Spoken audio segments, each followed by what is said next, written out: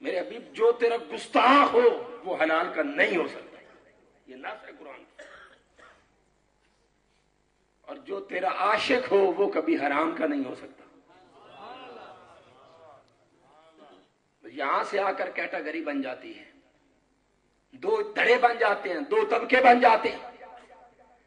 لوگ اپنے من کے اندر غور کر کے دیکھیں کہ قرآن کے اس حکم کے مطابق وہ کس راہ پر چل رہے ہیں۔ ارے حضور کی گستاخی کر کے وہ اپنے بارے لوگوں کو کیا بتانا چاہتے ہیں؟ حضور کی گستاخی کر کے لوگوں کو کیا پیغام دینا چاہتے ہیں؟ یہ آیت ولید بن مغیرہ کے بارے میں نازل ہوئی۔ جب اس کے بارے میں نازل ہوئی وہ دوڑ کر اپنی ماں کے پاس گیا اور کہنے لگا میں اس ہستی کے پاس سے آ رہا ہوں جن کی زبان سے کبھی جھوٹ نہیں نکلا۔ آج انہوں نے 9 باتیں بیان فرمائی۔ کہنے لگا میری ماں 8 مجھے پتہ ہے میرے اندر ہے، 9ویں بات کہ میں حلال کا ہوں یا حرام کا یہ سوائے تیرے اور کوئی نہیں جانتا۔ اس نے تلوار اٹھائی، ماں کو پکڑ لیا گریبان سے کہ مجھے سچ سچ بتا ورنہ میں تیری گردن اڑا دوں گا۔ اس کی ماں نے جواب دیا بیٹا جو حلال کی اولاد ہو وہ اپنی ماں کو یہاں سے نہیں پکڑتی، میں نے قبیلہ بنو شیبہ کے چرواہے سے جا کر تمہیں لیا ہے۔ اس نے تصدیق کی کہ تیرے باپ میں طاقت نہ تھی۔ پیغام یہ مل رہا ہے اس مقام پر کہ حضور علیہ الصلوۃ والسلام کا عشق اور حضور کا ادب، حضور کی غلامی اور حضور کا احترام نصیب ہی فقط اسے ہوتا ہے جس کا حسب ٹھیک ہو، جس کا نسب ٹھیک ہو، اور جو حضور کا گستاخ ہو وہ حلالی نہیں ہو سکتا۔ یہ پیغام قرآن ہے۔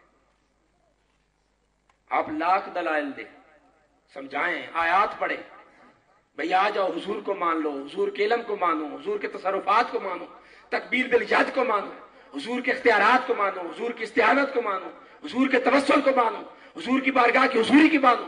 آپ لاکھ دلائل دیتے رہے، جب اللہ رب العزت نے فیصلہ سنا دیا ہے کہ میرے حبیب تیری بارگاہ کا ادب میں فقط اسے ادا کرتا ہوں جس کا حسب ٹھیک ہو، نسب ٹھیک ہو۔ یہ میں عرض یہ کر رہا تھا کہ یہ قرآن مجید وہ مقام ہے جہاں پر آقا علیہ الصلوۃ والسلام کی ذات پر اعتراض ہوا، اللہ رب العزت اس کا جواب عطا فرما رہا۔ کافروں نے مشرکوں نے آقا علیہ السلام کا انکار کر دیا۔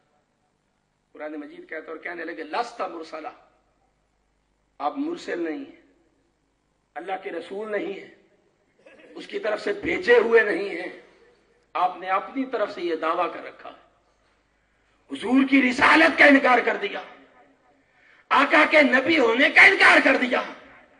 حضور علیہ الصلوۃ والسلام ملول ہوئے، دل اقدس پر، قلب مبارک پر بوجھ آیا کہ باری تعالیٰ میری امت مجھے تیرا رسول نہیں مانتی۔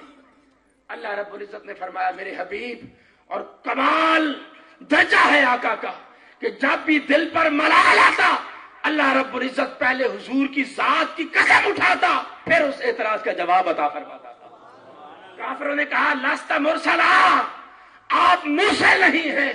اللہ رب العزت نے جواب دیا یاسین والقرآن الحکیم، اے یاسین کے چہرے والے تیری قسم، تیرے حسن کی قسم، قرآن حکیم کی قسم، انک لمن المرسلین، تو میرے رسولوں میں سے ہے، میرے رسولوں میں سے ہے۔